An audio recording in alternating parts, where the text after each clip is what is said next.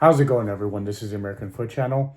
And in honor of the El Salvador U17 national team that made it to its very first ever World Cup in that category, we are actually going to take a look at. We're going to talk about the national team that went 2 whole years without winning.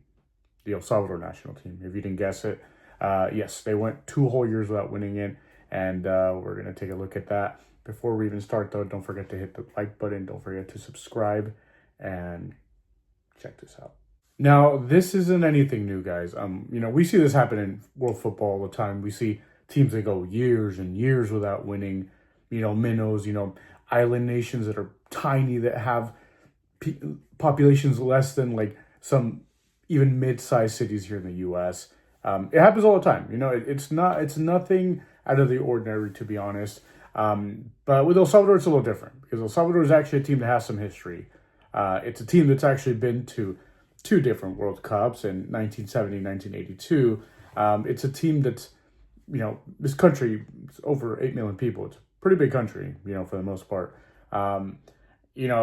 This is a team that, yeah, it's not one of the top teams in the world or even in CONCACAF, the region it's from. But it's still a team that you would expect to win every now and then, especially against like really small nations, So, the fact that they went 2 whole years without winning, that's a pretty big deal because they played a lot of matches. It's not that they didn't play at all. They played quite a bit. They played international tournaments and they played World Cup qualifying or Nations League qualifying and all that. So it's not like they didn't play. They played quite a bit and they went several matches, like I said, 2 years without winning, which is pretty insane, even for El Salvador, who is a national team that's only been on a decline as of late, until this U17 team qualified, which is a right step in the right direction. But anyway, so, like I said, this is a team that's qualified twice to the World Cup. There's most national teams in the world cannot say that, if you include every single national team. Obviously, if you include the main ones, then yeah, it's not a discussion. But if you include every national team of every single country in the world, most of them cannot say they've qualified the World Cup. It's pretty much the same nations going all the time with a few revolving spots, especially now with the it's expanded. We might see that. We might see more nations that have never been or haven't been a long time go to the World Cup. But, for the most part, it's going to be the same one. So, it's a pretty big deal that they made it, especially back in the day when there was even less spots for qualification. One or two from your region went at most. So this is a pretty big deal. So it tells you that this national team was somewhat decent in the area at some point. But, like I said, 2 years, guys. And that span, as you can see here, they dropped points to Grenada, and Martinique, which, have you heard of those countries? No disrespect to either one of them. I'm sure they're beautiful places I've never been personally. But I would bet that most Salvadorians have not been to or even heard of those countries. So the fact that they dropped points and even lost, it's pretty significant. You're looking at this as a Salvadorian fan and you're like, what the hell's going on? These are the countries we expect to beat. And then we could go get beat up by Mexico and the U.S. and Costa Rica, I'm sure. But you expect to at least win these games and usually do it by a pretty big margin. But you get a picture of how awful that winless streak was, to be dropping points here.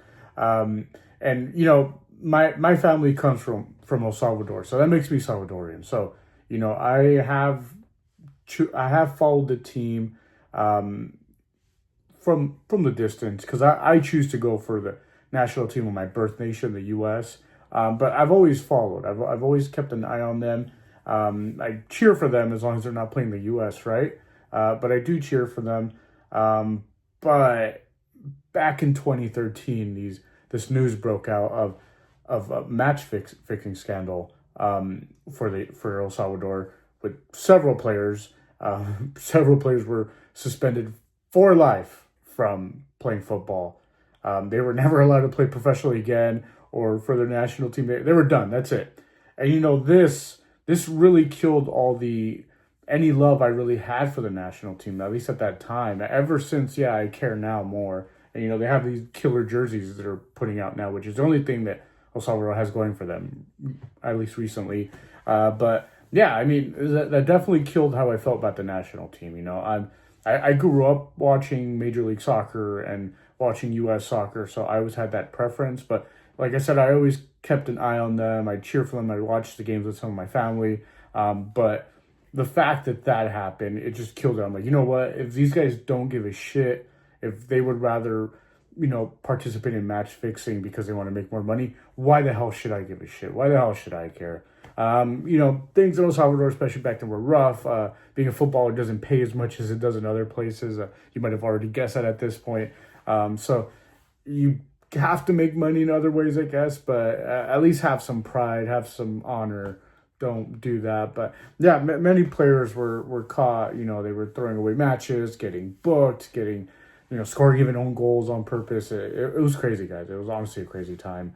But yeah, going back to that's really what killed my love for the national team and made me not care anymore.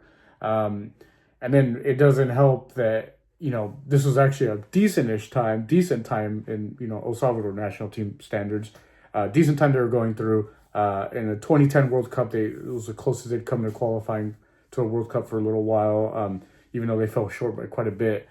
So it wasn't bad times. It wasn't the worst of times. They were actually somewhat competitive. They were causing trouble. They were, beating Mexico, tying the U.S., things like that. So it wasn't a bad time. So it was even more of a hit because it's like, man, you guys were decent. You could have maybe done something if you didn't choose to participate in match fixing, right?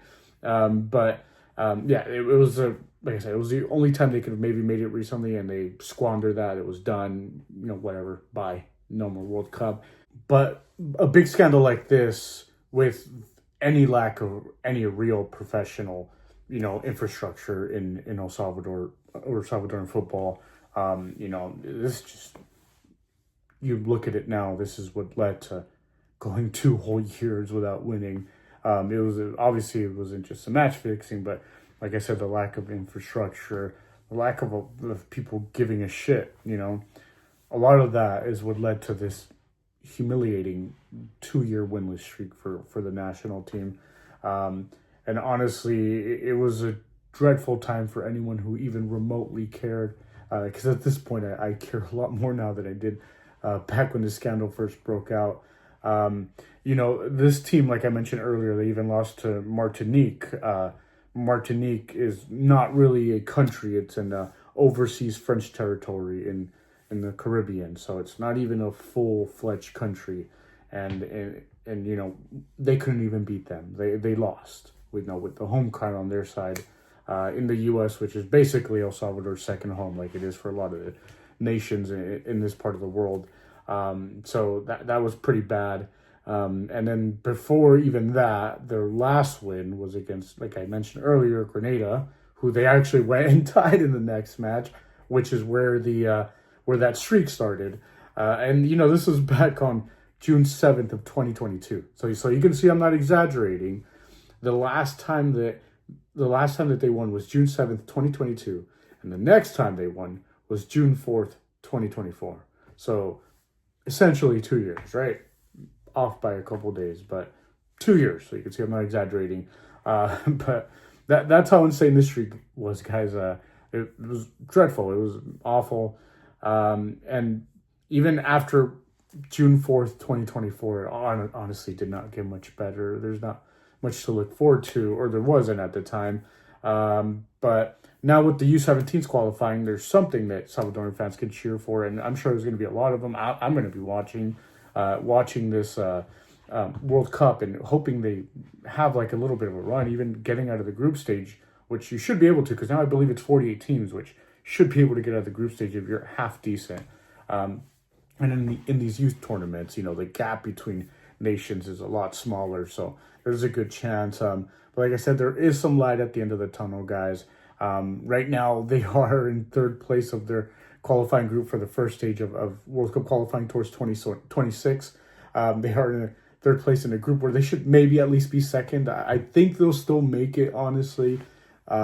They did literally just signed Hernan Dario Gomez, which is a manager with a lot of experience. He's done quite a bit. If you want someone to make your nation punch above its weight, it's probably this guy, honestly. So that's a good signing. It's nice to see that. So maybe they have some ambition. Unfortunately, guys, the players aren't really there at the moment. Like I said, these U17s are fascinating, but they're super young. They're 16-year-olds, 15-year-olds. Like they are not going to be in the next World Cup unless one of them breaks out like Yamil Yamal and Lamine Yamal. Sorry, but I don't see that happening. But yeah, I mean the players just aren't there, guys. So hopefully Gomez could do something because yeah, there's basically most of the team is at best USL level players, not even MLS level. So there's most of the guys are in the El Salvador National League, which is barely professional. I would honestly argue there's only about 5 actual professional clubs in that. The rest are like semi-pro at best because they just lack any infrastructure. It's crazy, guys. I don't even want to talk about it more because it's just horrible. But I would love to see this national team improve. There's a lot of people in the country that are so passionate about football and about their national team. They always show up. They care. They don't care if they are going to get smashed. They show up to the stadium and they watch the games and they pay with their hard-earned money. The country's going through a resurgence now, and there's quite a lot of good stuff happening. So let's hope the football follows. Obviously, first the economic stuff and the social stuff matters more, but let's hope the football follows. But yeah, guys. Anyway, so I just wanted to talk about this because I've been meaning to talk about this for a while, and with this U17s, what better chance to do it than now? But anyways, don't forget to hit the like button, guys. Don't forget to subscribe, and y'all have a good one.